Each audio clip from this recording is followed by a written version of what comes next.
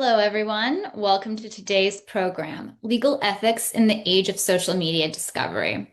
I'm Ala Policastro, Director of Education and Professional Development at Beverly Hills Bar Association. And now I am delighted to introduce our speaker for today's program, speakers, I should say, Serena Pirali and Christopher Pirali. Serena is a co-founder of Pirali Law. She is a trial lawyer and specializes in representing clients who have suffered catastrophic injuries. During her career, she has secured millions of dollars in settlements for clients, even securing one of the top 100 personal injury settlements in the country in 2020 and a top 10 premise liability settlements in California in 2025. Christopher is also a co-founder of Pirali Law, where he leads the firm's litigation practice and focuses on catastrophic injury cases on behalf of individuals. He began his career representing Fortune 500 companies in complex litigation, including matters that reached the U.S. Supreme Court. He was also selected to co-author a section on the California Consumer Privacy Act for the California Litigation Review, published by the California Lawyers Association. Since co-founding Pirali Law in 2021, the firm has recovered more than $100 million for injured clients. We're so excited to hear what they have to share with us today, so I'm now going to turn it over to them. Thank you so much, Olive.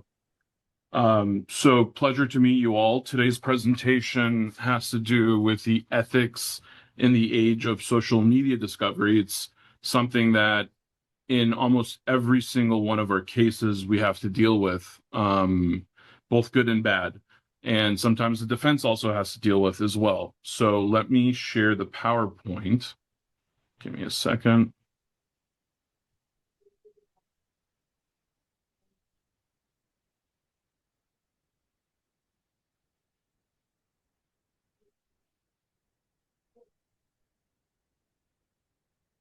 Serena, are we good?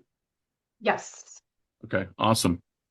And again, thank you all for showing up. I know this is one of the more interesting topics. There's going to be some case law discussion, but more importantly, I'm going to give some great examples of a case that we tried and how social media kind of bit us in the rear, and then two other cases where the defense thought they had us on some social media that, with a little bit of context, made them look horrible. That's the fun stuff, but let's get through the case law and some examples first in the framework. So our mantra when it comes to social media is to be proactive and not reactive. I'm probably going to say this a few times, but once you start making excuses, multiple excuses, or trying to put things into context multiple times, it starts to not look so great for the client. Even the most, non-nefarious things, some very normal pictures, if you constantly have to explain yourself over and over and over again, it starts to affect credibility. So our mantra is be proactive. Don't let it get there. Give me 1 second. All right, so here's the presentation is chopped up kind of into 4 tranches. The landscape of what social media is and how it affects our cases, your duties of how to counsel on these issues and how to preserve evidence and not run into any issues with the court, discovery, both from the defense and from you, and the ethics, the scope, and the SCA, which is the Communications Act that we'll get into, and then how this all plays out at trial. So I know these slides can sometimes be cheesy, but when I look at these numbers, it's staggering.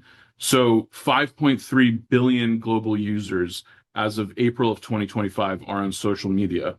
65% of the world's population happens to be on social media.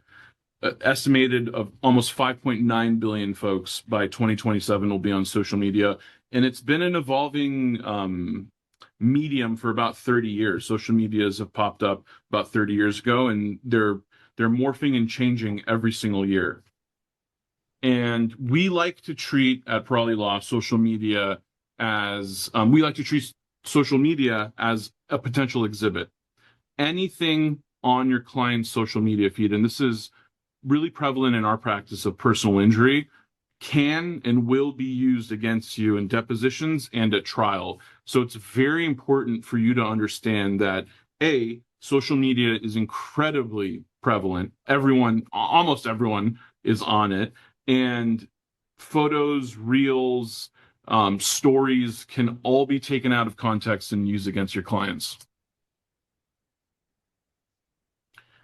So, this is a great slide to give the social media post some context of how it becomes an exhibit and how it gets taken out of context. So one of your clients could go check in at the gym. They could go to a beach party or a vacation. None of those photos in isolation disprove your client's injuries. But what they do is they start to allow the defense to create this exaggeration inference, even though it 99% of the time is not true at all. But when you have multiple of these photos back to back to back to back, and you're sitting at trial, it starts to build this inference that, maybe the plaintiff is actually all right. Maybe they're having a great time. Well, they're at the beach, doesn't look like their life is too bad compared to what they said on the stand. So another thing is, social media is not chronological. It doesn't order everything in your life in a chronological order. Sometimes you can post a picture from 3 years ago that has nothing to do with your current state. And unless you can explain yourself or authenticate and show that that picture was from a previous time before the incident, before the injury, it can really affect you. Another thing to keep in mind is friends and families can tag your clients in photos or posts. It's not just stories, photos, or posts that your client puts up. They can be tagged in a different medium. So it's very important to understand that, you have a good understanding of your client's social media, but also who they're close with, who their families with. Check their social medias to see if there's any tags that may pop up later. This is a great, so this happened in one of my earlier cases.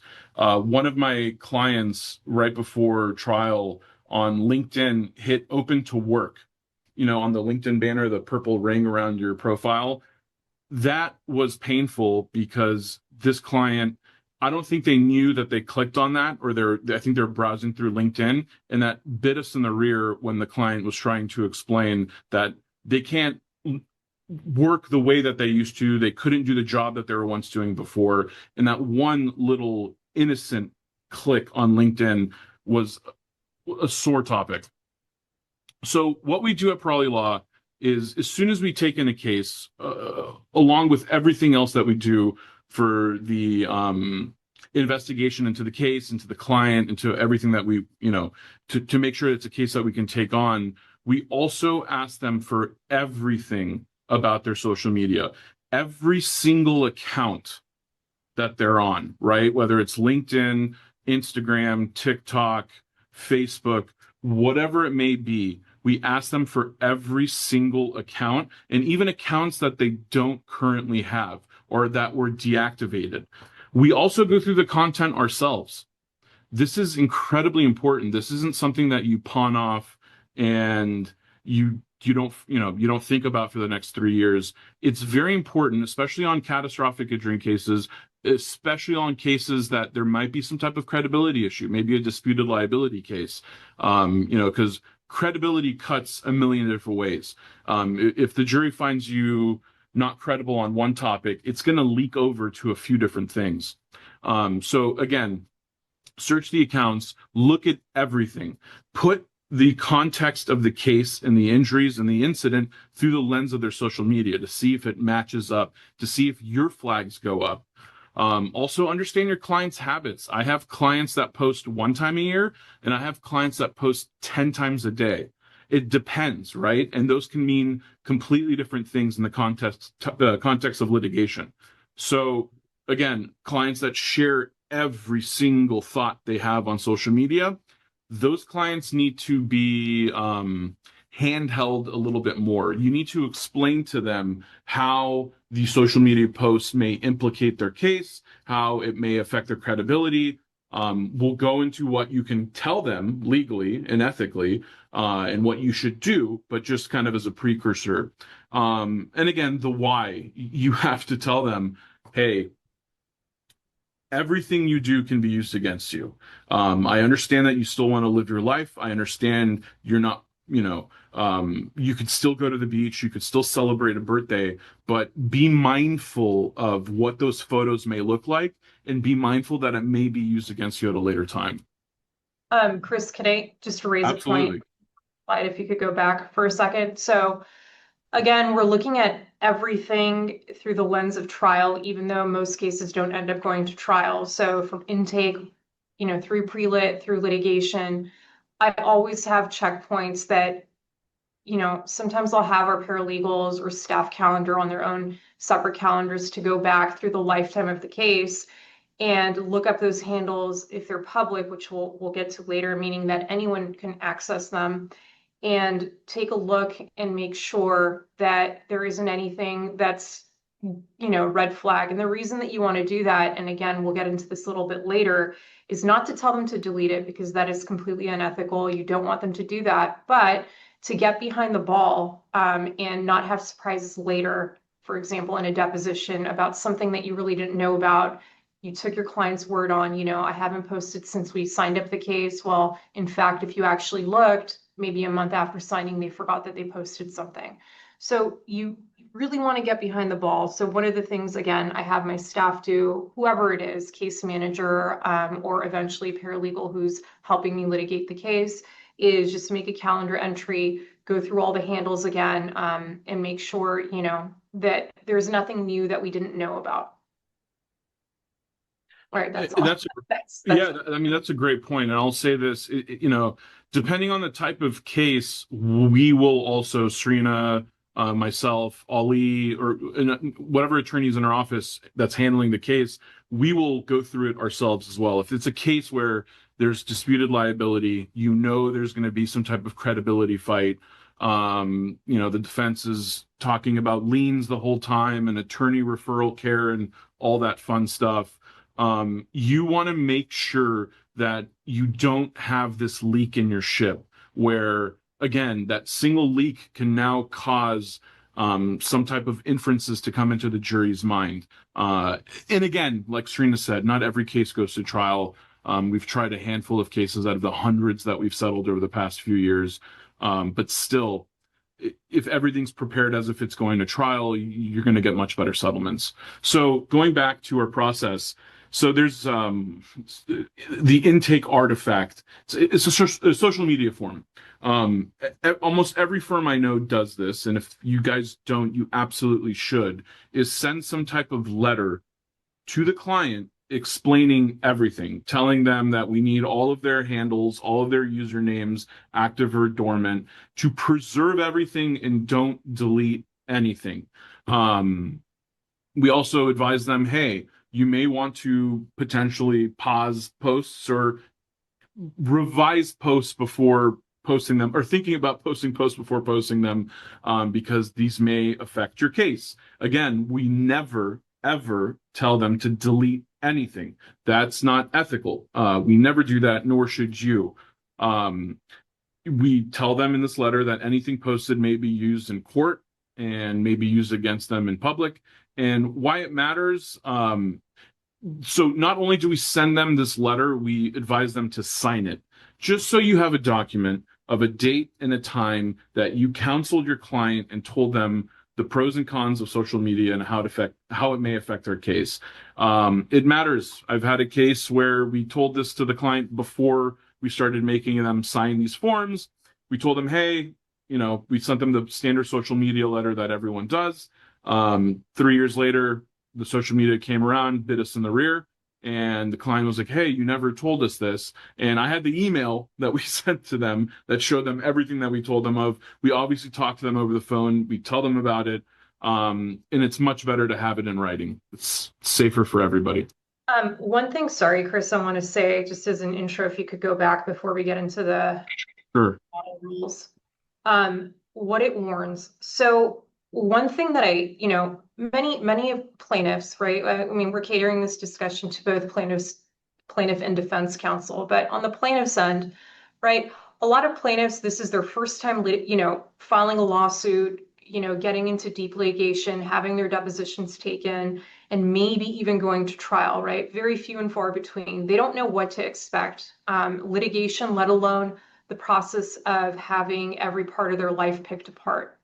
And one thing, when they don't understand that process, the best I could do is explain to them exactly what the next 2-3 years is going to look like. If I could tell already that it's going to go through a heavy set of litigation and ultimately maybe trial if, for example, liability is very disputed or the damages are extremely disputed. But one thing I tell them is, this idea that the defense does a really good job in those heated cases to do sub rosa, where they hire an independent company to follow the plaintiff to kind of figure out, is this person being credible about their injuries, or what do they do on the day-to-day? And typically it's done before depositions for impeachment purposes at the time of deposition. But anyway, I explained to the client, look, this is something that's done, so just be mindful of it. But social media nowadays is free sub rosa for defense attorneys, and when Chris will explain, we've used this on the defense as well. So it is a free platform, and what better way to get sub rosa footage than from the plaintiff themselves, right?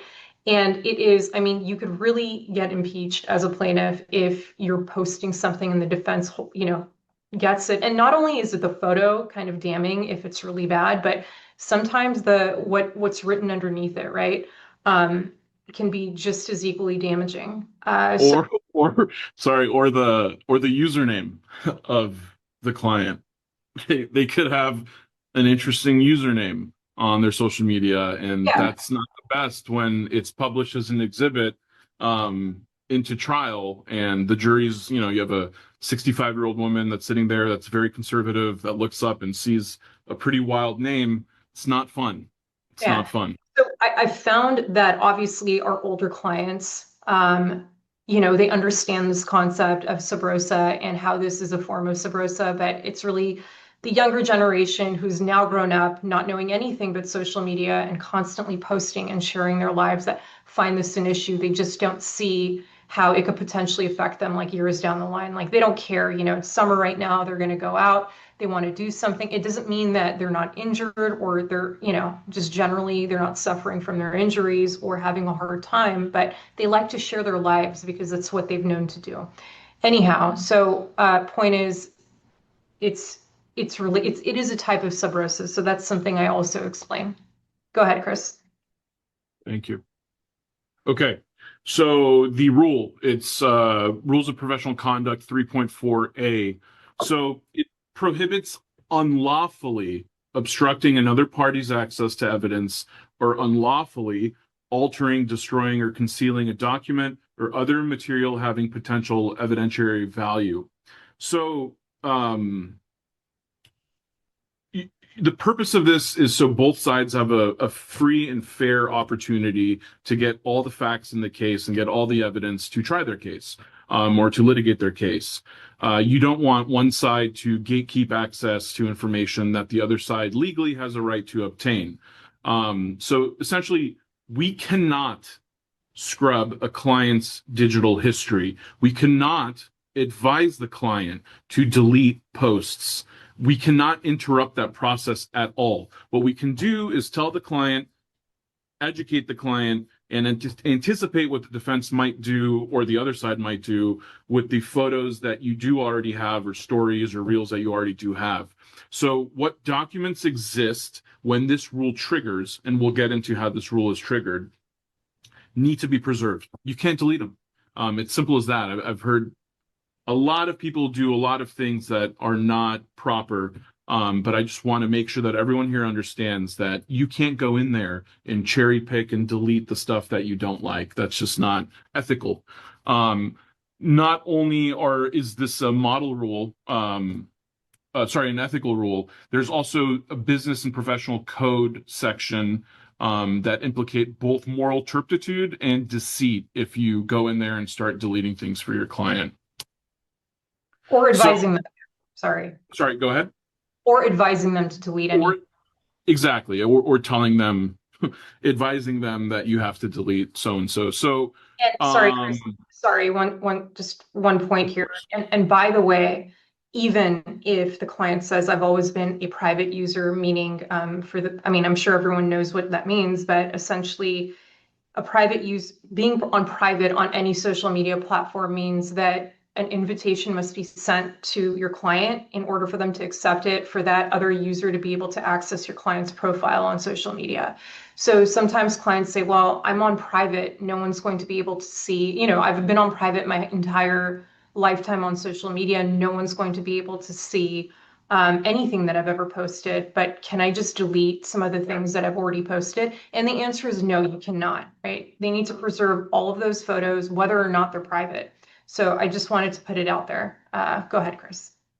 Yes, that previous slide we went over. I don't want to waste your time. So, okay, when does the duty attach? So it's a objective test. It's not a subjective test. So the duty is triggered when a party is objectively on notice that litigation is reasonably foreseeable, meaning probable and likely to arise from the incident or dispute. It's not just a mere possibility. So this doesn't mean that the duty attaches when you're filing a lawsuit or you're, on the verge of filing a lawsuit, or if you already filed a lawsuit.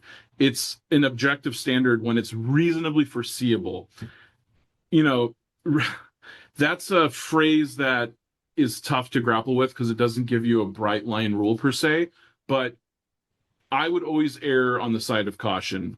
Some would argue that it's reasonably foreseeable that after getting rear-ended, and the driver comes out of the car and says, "Hey, it wasn't my fault." Boom, that, hey, you may have to file a lawsuit. It's reasonably foreseeable that if this guy that rear-ended you is disputing liability, that you're going to file. So from that point forward, that duty attaches.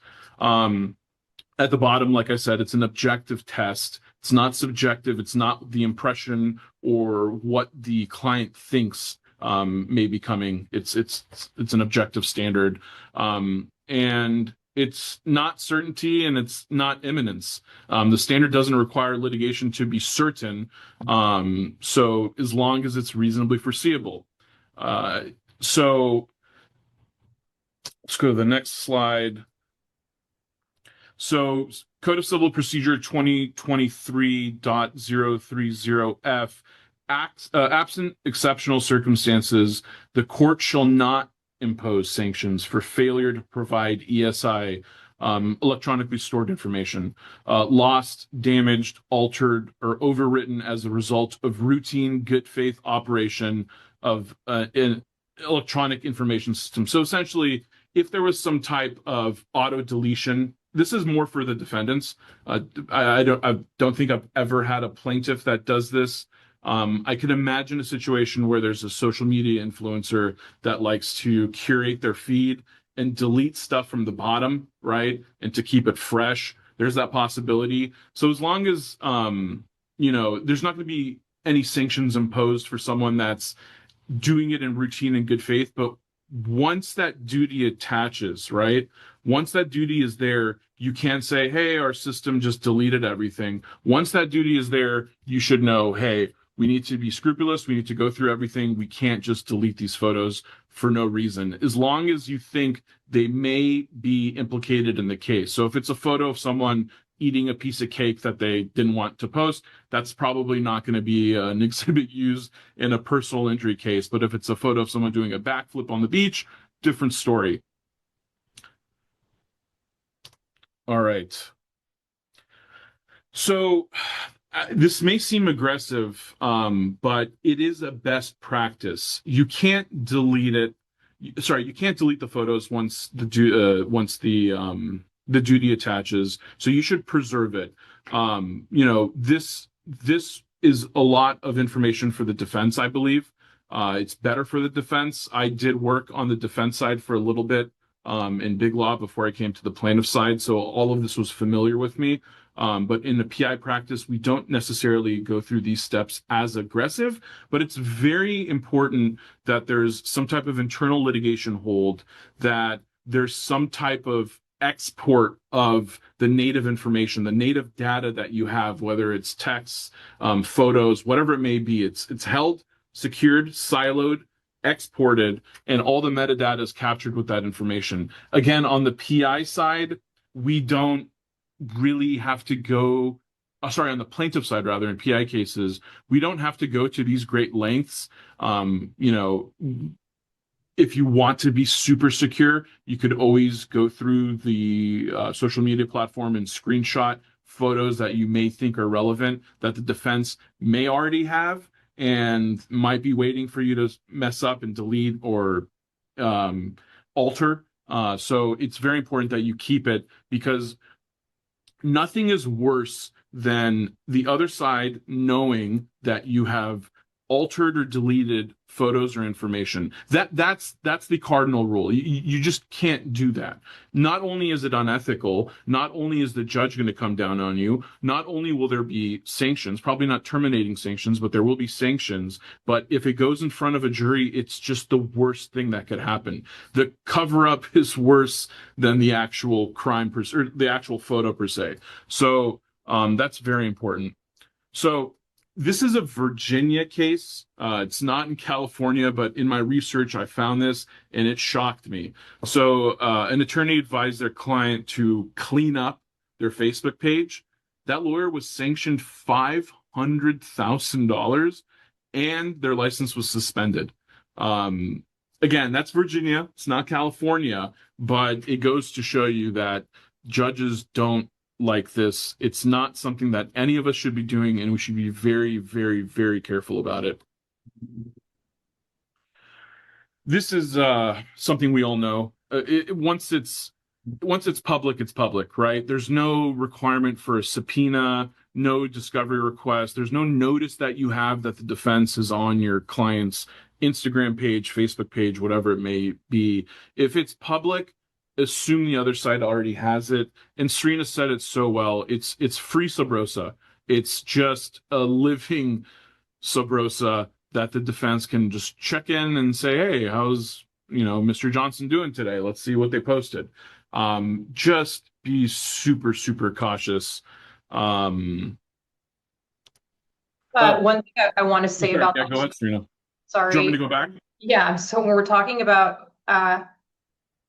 the inception of the case. So, our firm, we don't typically get the case pre-lit or right as it happens. And most cases that we get, either they've been in litigation and we got to work it up for trial, or we get the case and we know we're going to file right away. It's just one of those cases. However, as a plaintiff's attorney, if you do have a ton of pre-lit cases, it's important, again, the minute that you get it, if the incident has just happened, especially to advise your client of these issues, because now I've been seeing more often than I used to, adjusters, they get a hold of social media as well. And, when they call to try to settle a case or negotiate a demand that's been sent out, they point out, social media posts.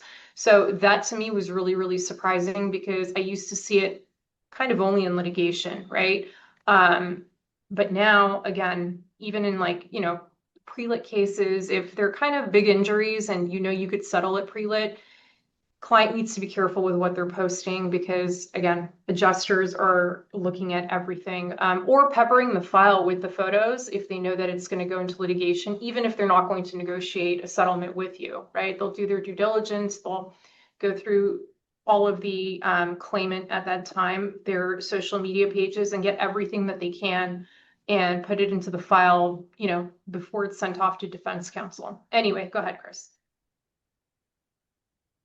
So, that previous slide was about a public profile, but, something that we haven't even discussed at all during this presentation, that, I have a private Instagram profile. What does that mean? Can the defense still get in there? Can the defense still try to pull the photos? So the simple answer to that is no. The defense can't either themselves, or I hate to say defense, no side can create either an account and try to make a fake friend request to gain access to that account, nor can they hire a private investigator or an agent or someone to go out on their behalf to befriend the other, the plaintiff or defendant to try to get access to that private account. So the rules that create this construct are, Rule 4.2. That's something we were taught super, super early. There's no direct or indirect communication with a person known to be represented about the subject of the representation without consent. You have Rule 4.1, no false statements. You can't knowingly make false statements of material fact or law to a third person. You can't send them a message saying, "Hey, it's John from third grade. You remember me? Let's reconnect." Again, 8.4C. You can't be deceitful. A fabricated profile used to gain access to private content is deceit. That's literally what it is. Can't do that. And again, 8.4A, no outsourcing. You can't hire someone to be your agent to do something that ethically you're not allowed to do yourself. I've never run into this. Have you run into this, Serena? Have you ever caught the other side trying to do this? No, I thankfully not. Usually I've heard stories. I I've haven't. heard stories. Um, I've heard stories, and I do have some slides to kind of go into that in a second. But I've heard stories, but I personally, thankfully, have never experienced this. Just in line with speaking to folks. So you can speak to unrepresented witnesses. You may contact them directly. You have to identify yourself, explain the request. And if they say no, you have to take the refusal and just move on. And we'll get into this later too, but for jurors, so when I was doing my research and looking into things, I found an ethical opinion that had to do with an attorney looking at a juror's LinkedIn. And you know how sometimes on LinkedIn, when you look at the profile, it tells you on the back end, on the user that you looked at, it says, "Hey, so and so is looking at your profile," and that triggered a communication. And it was a big mess, big deal. So just a heads up, if you're doing research into the jury during trial, make sure that you have the type of LinkedIn account that doesn't leave that cookie crumb, that doesn't, ping the other side to let them know that this attorney or this person is staring at you, looking into you. It just makes them feel uncomfortable, and it's unethical. All right, so this goes in line with what we just talked about previously, that there's this fake friend request, and they Trojan horse their way into your client's profile and start pulling stuff from there. So essentially, if the client always had a private profile, okay, it's not like they came to you and you told them, "Hey, block it off. We know we're filing this lawsuit, go private." But rather, they've always had a private profile. That's how they live their life. They like social media, but it's contained. It's not out for the world to see. You've went through their whole entire Instagram. You've seen the good, the bad, and the ugly, and you understand what might hurt you if the defense or the other side sends a proper discovery request that's tailored for that specific thing. But they didn't, and you're at a deposition, and all of a sudden the defense pulls out this picture that you know for a fact that they should not have, right? This is a kind of a step-by-step thing that you should go through. So, they've been private since the beginning. At deposition, defense shows a photo for impeachment that was never exchanged and that they should not have had access to. So the inference is that there may have been some unethical contact made to gain access to your client's account. So before you raise any issues with the court, you have to work yourself backwards. So go through the client's account, see what friend requests they've gotten, see what friend requests they've accepted, understand how they may have gotten this information. Don't accuse the other side of breaching the professional rules that we previously spoke about.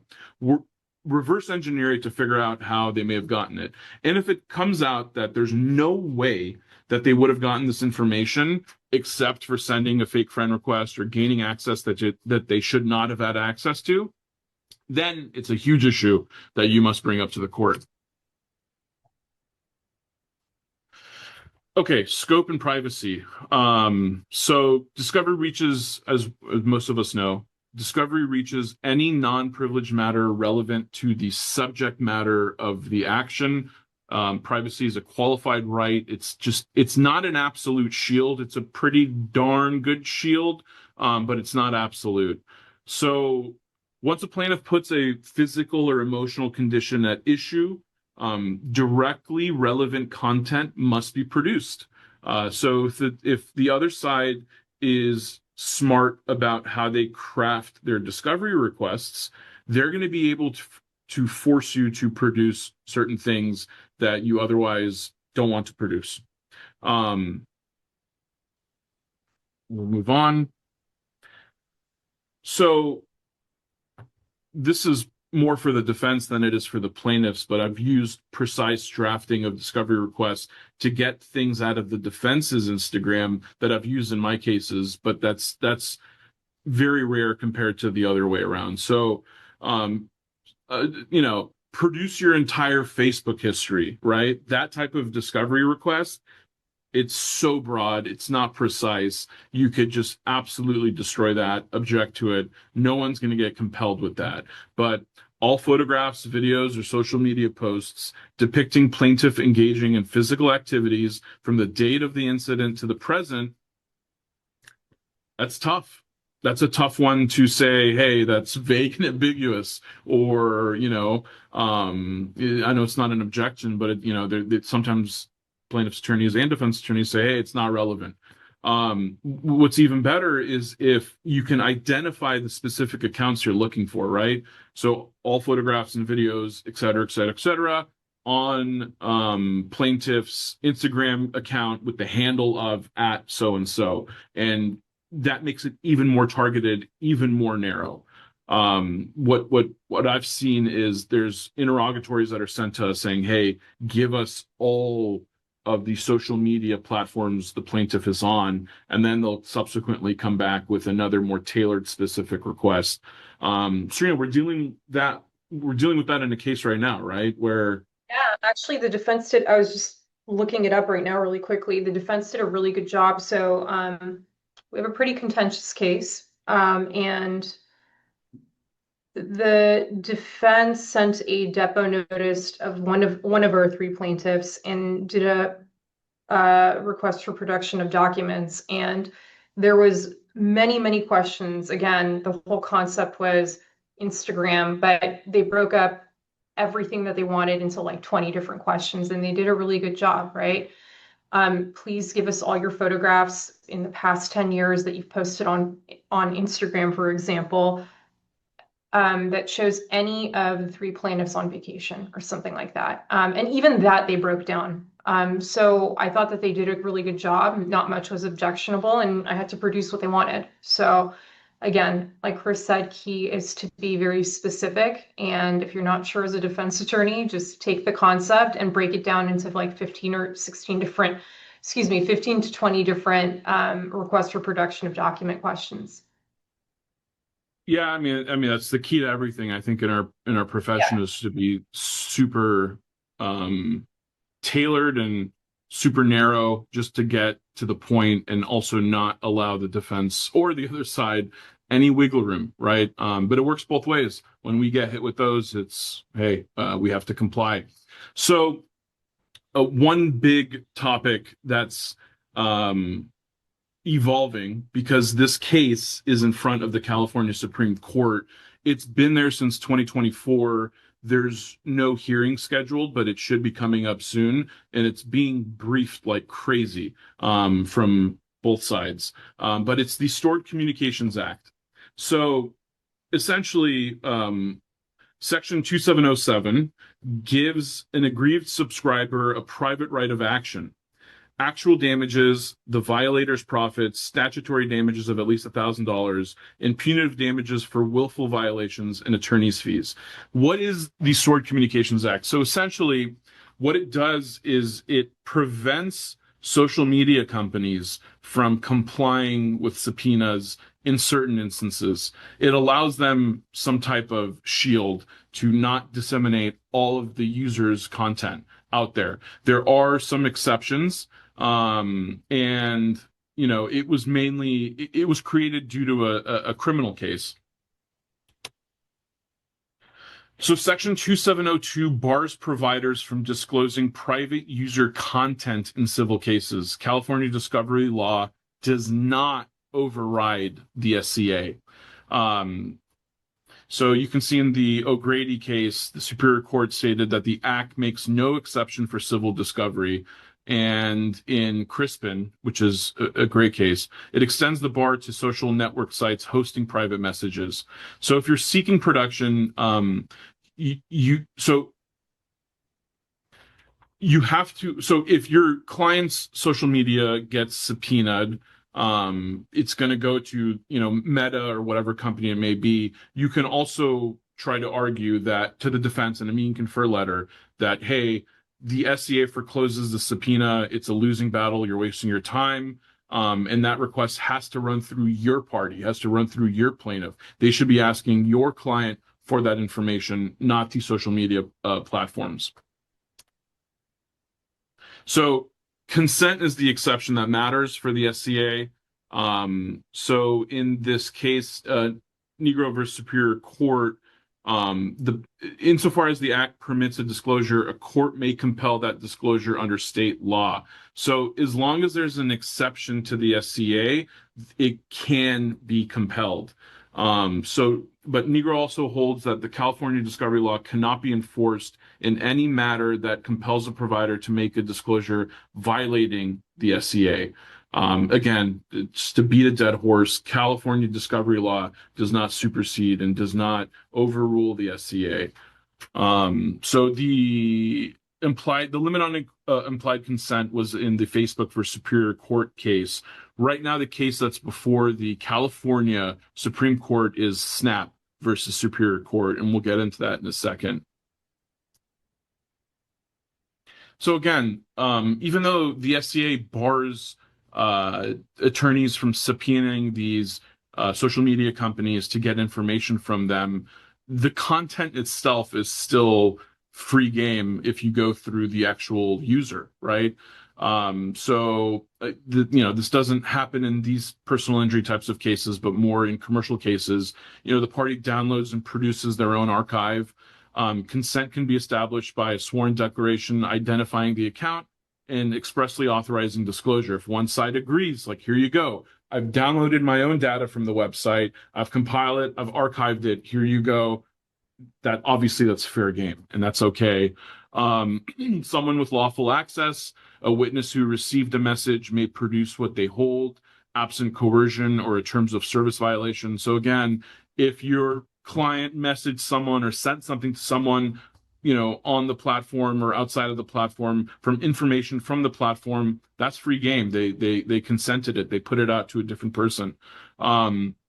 This came up in the Snap case, the Snap v. Superior Court case that's in front of the California Supreme Court. Is an in-camera review sometimes solves a lot of these problems. So a judge or a special master's review, special master reviews and releases the relevant information. So the Snap Court of Appeal itself directed production for an in-camera review to determine relevance. That is a route that allows both sides kind of the freedom of information to grab what they want from the other side without that party kind of throwing away their privacy per se. This was a great point, and I think we should all understand this. The Act, the SCA, bars content, not account deactivation dates or login history. And I'll get into that later, and Serena, remind me if I forget. But that's a super important point. Okay, we talked about this, but it started with the Facebook case. Now it's with the Snap case. It's under review with the California Supreme Court. I think it's super important for everyone to pay attention to it. At the bottom of the slide right here is the docket number, S286267. Again, there's no hearing date that's currently set, but it's going to be set very, very soon. And this case can radically change how our clients' social media profiles are used in litigation. So we'll see. I will say, though, reading some of the briefing, it seems like it's a 90-10 split that all of the briefing is in favor of the social media companies to be able to block these subpoenas per se, and not allow the content to be easily disseminated. I think Chemerinsky, and there was one other group that was fighting it, but it's like a 9-1 battle. All right, so this is the fun stuff. This is probably why some of you are here. So how do you deal with it, right? So you have a case, you have a client, let's say it's a personal injury case. You get it referred to you after some pre-litigation, sometimes even after litigation, and you're left with some posts that you have to deal with. They don't look good. Your client's saying they have a low back injury, and there's some social media posts of them at 24-hour fitness, or there's a social media post of them smiling at a birthday, God forbid. So what do you do? So the question is never whether the post disproves the injury, it's whether it damages credibility. So very rarely does a photo absolutely disprove the injury. It would be like a guy saying, "Hey, I can't lift a 5-pound bucket," and then there's a post of him deadlifting 400 pounds. You have that. I'm sorry, your client's not being truthful, and that's going to be a tough hill to climb.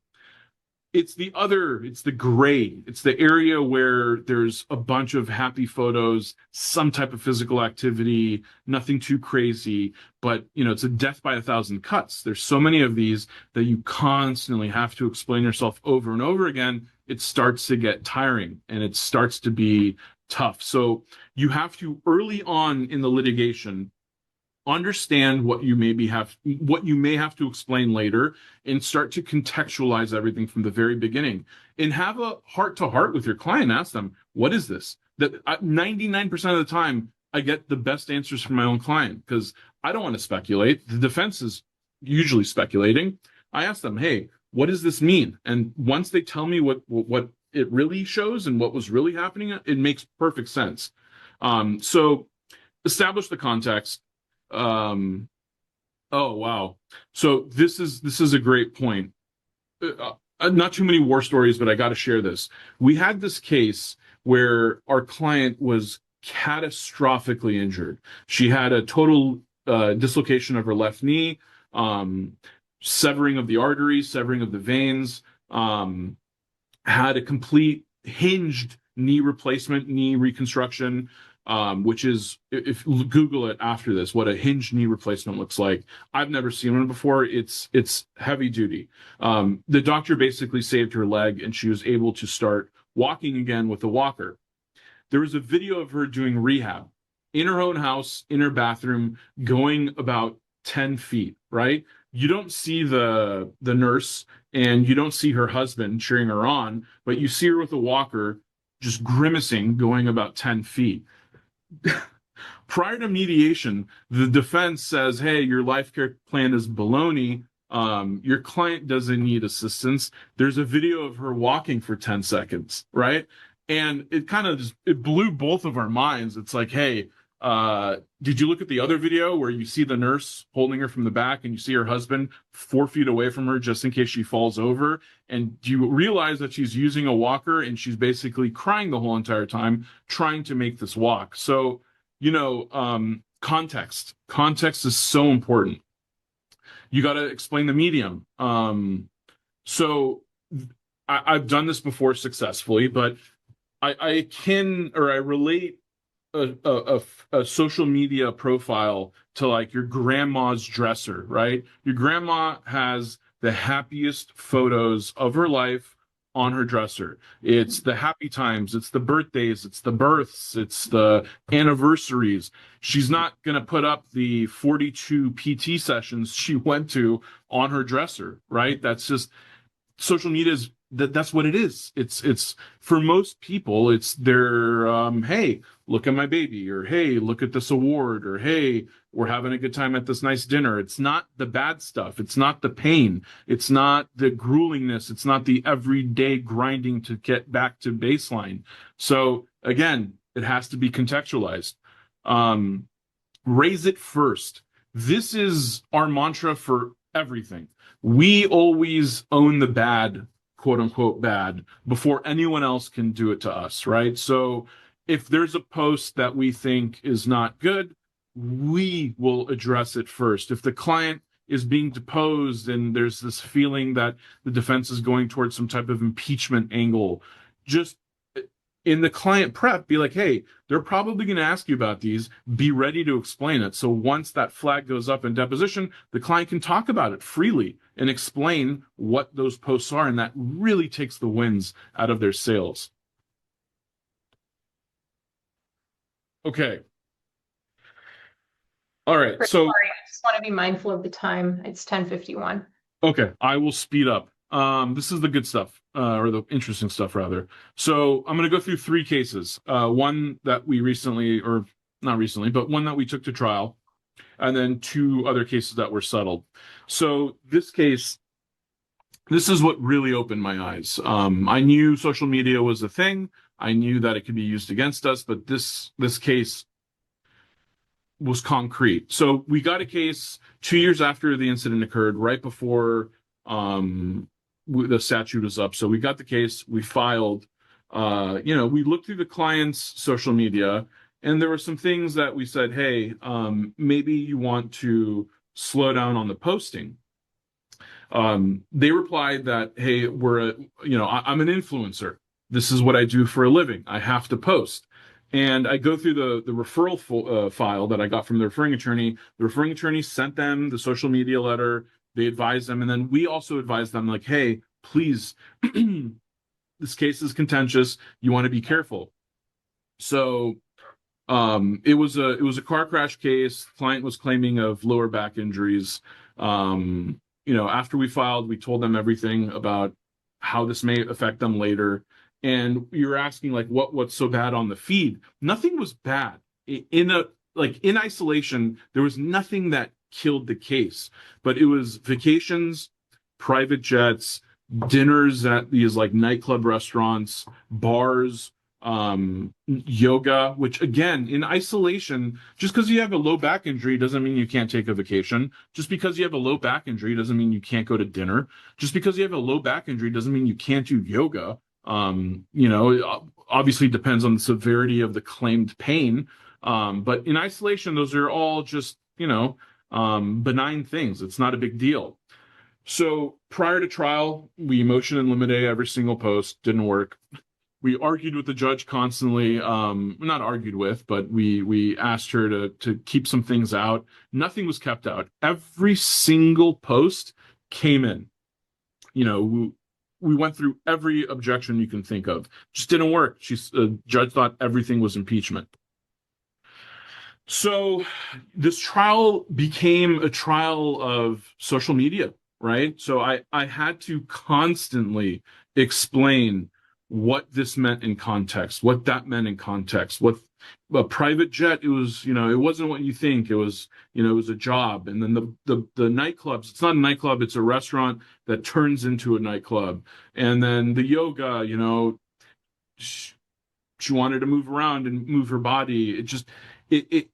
When you start having to explain yourself constantly over and over and over again, it just hurts. It really, really hurts. And,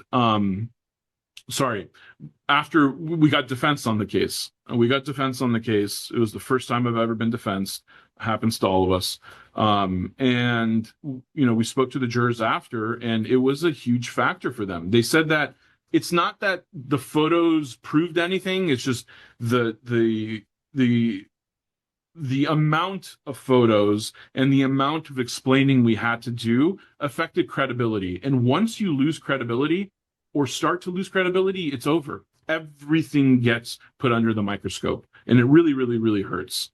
So advice was given and it was not taken, and it really affected this case. And again, it was the volume. It wasn't just one post. So here are the fun stories. We had this case, and Serena, you handled this one, where a client tripped and fell on a dangerous condition in the city of LA, broke her elbow. It was an obvious dangerous condition, obviously broke her elbow, right?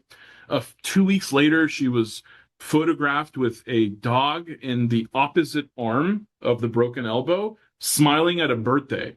And for 2 years, the defense attorney, okay, made the biggest deal about this photo. Her whole defense was, 2 weeks later, she was fine, right? So it blew our minds that, like, hey, she had an objective break. She's holding a little dog in her left arm and she's smiling at a birthday party. Over so many phone calls, we tried to explain. Finally, got to the point where we wrote a letter in writing to the defense, right? And explained everything in context. What happened after that is the senior attorney jumped in, looked at the case file. We settled it a few weeks later. So one attorney got one crazy idea in their head and just stymied the case for 2 years. And she probably got a talk after this case and explained to her that, hey, you can't just hang on like one photo of someone smiling with a dog in their hand and think that's your defense. But it shaped all of the valuation conversations against the city. And again, once a more senior attorney came in, the case settled. Here's another one. We had a case where our client was rear-ended, bad rear end, okay? And they had a really bad back injury.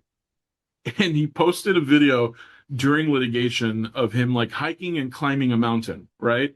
And here's the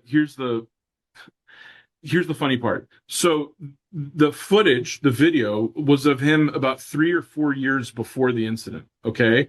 And you could tell that because in the video he had long hair, like down to his shoulders, and all throughout litigation and in his deposition, the guy had incredibly short hair. And this post came out after the deposition, right? So the defense called me and said, hey, we got some really nasty things on your client.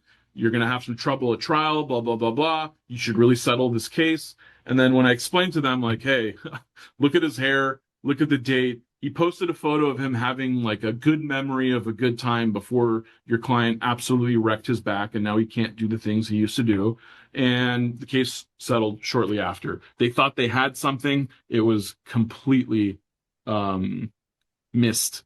So another thing, be very careful with what you think you may have. You want to make for damn certain that if you think you have some type of nuke that you're going to drop on the other side, that it's authenticated, and we'll get into that in a quick second.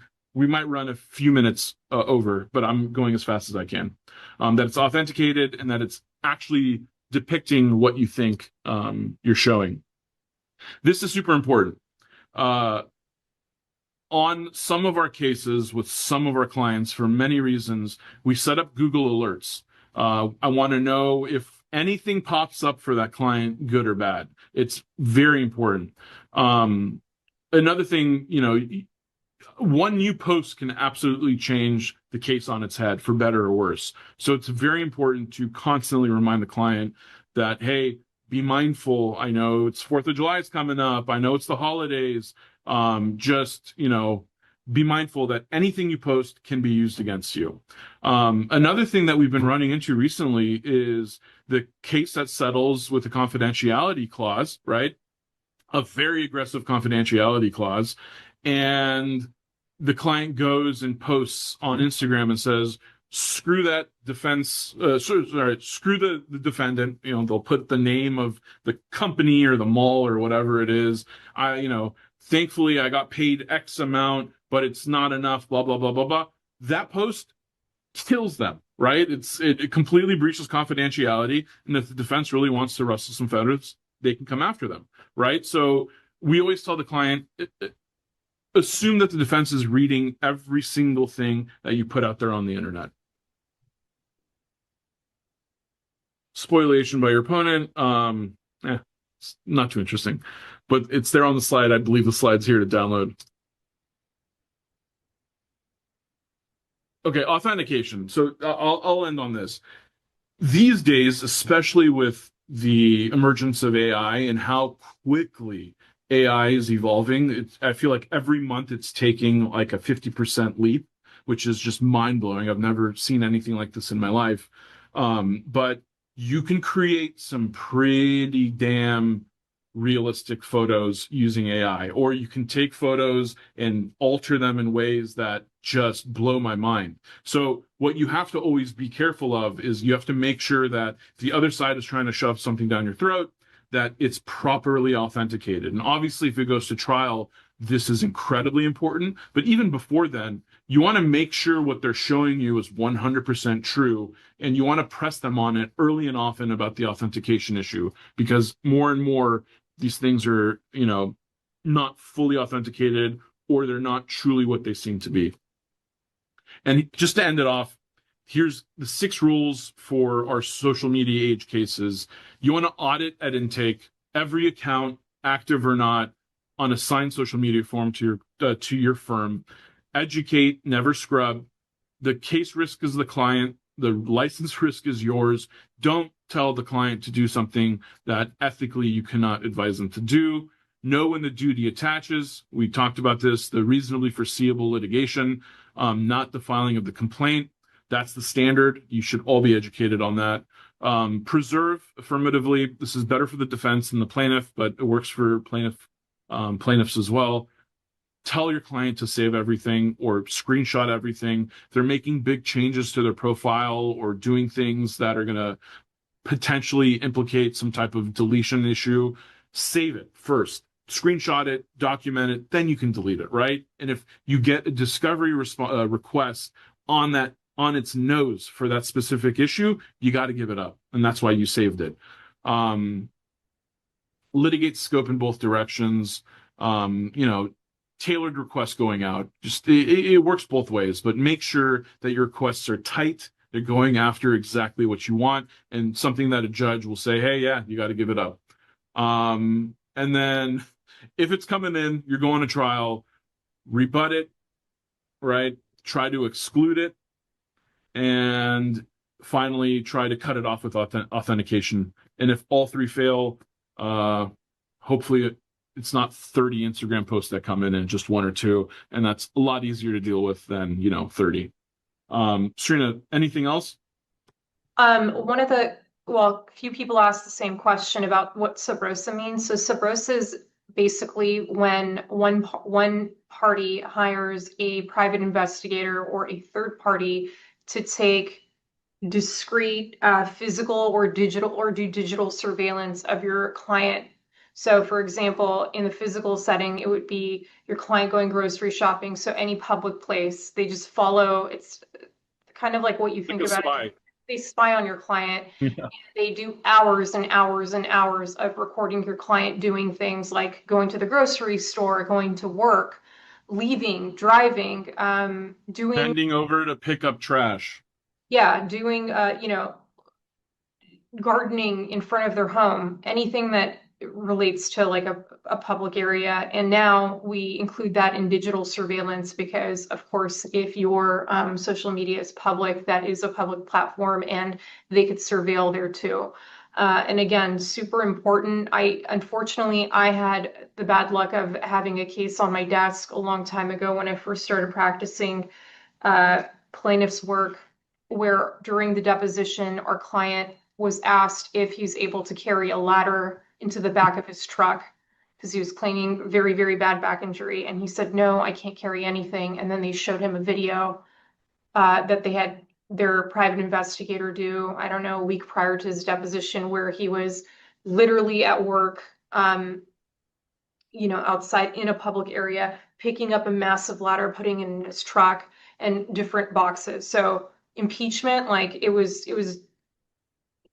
wonderfully done by the defense, but that's what sub rosa means. It's using just any kind of video evidence of your client to I will try to say, impeach them. oh, Whether sorry, or not they get impeached, it just depends on what's happening in the video. I will say this. If you're in a deposition and your client's being asked very specific questions like, hey, can you lift a 4-quart bucket over your head? You're in right? trouble. You're in trouble. You're in trouble. Like they obviously have a photo or a video of your client lifting a 4-quart bucket over their head. So, you know, if you hear those questions in depo and the defense doesn't produce anything immediately, that should be a huge flag for you to go back and look for photos of your client lifting a 4-quart bucket over their head, right? Or just there's a million of those types of questions. One last thing I want to say, and sorry for keeping you guys longer. I had a slide up there about, you know, the content that's covered by the SCA, but not, you know, a lot of the little details. So what people can do is if your account was not private, if your plaintiff's account was not private, and the defense goes through it and, you know, maybe documents some information but doesn't snapshot it, and then later your client makes it private, right? And they have a feeling that you may have deleted some things or altered with your Instagram account or Facebook account, they can go subpoena these companies and get the information of logins and information about deletions, right? Or profile changes. So you won't get the content, but you'll get data that things were altered. Horrible. Horrible. Again, the cover up is like worse than the quote unquote crime in those types of instances. Nothing is worse, and I just want to emphasize this, nothing is worse than having a flat out lie or some type of deceit be put in front of a jury. That's the death sentence. There's no picture in the world that's worse than that. Maybe there's one or two, but you know what I mean. So it's very, very important to be ethical, to be above water, and to educate your client just early and often. It's so important. That's a great ending point. All right. Well, thank you for joining us for this awesome discussion. I think it's important. You know, it's so prevalent. It's so prevalent. But thank you all. This concludes today's presentation. Thank you so much, Christopher and Serena, for an excellent presentation. And thank you so much to our audience for joining us today. Have a great day, everybody. Thank you.